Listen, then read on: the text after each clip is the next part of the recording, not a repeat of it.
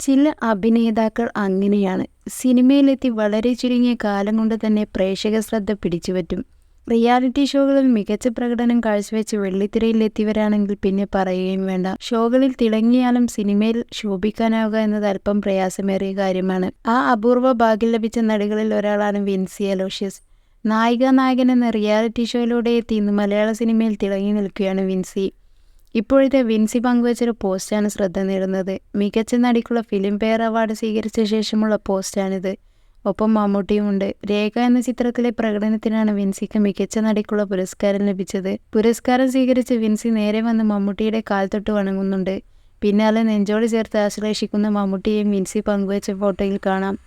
ഈ നിമിഷത്തിന് ഫിലിം ഫെയറിന് നന്ദി എന്നാണ് ഫോട്ടോകൾ പങ്കുവച്ച് വിൻസി കുറിച്ചത്. പിന്നാലെ അഭിനന്ദനങ്ങളുമായി നിരവധി പേരാണ് രംഗത്തെത്തിയത്. വിൻസിയുടെ വളർച്ചയിൽ അഭിമാനമുണ്ടെന്ന് പറഞ്ഞാൽ പലരുടെയും കമന്റുകൾ. ഒപ്പം മമ്മൂട്ടിയുടെ അനുഗ്രഹം നേടിയ ഭാഗ്യവതിയാണ് വിൻസി എന്നും ചിലർ കമന്റുകളായി രേഖപ്പെടുത്തുന്നുണ്ട്.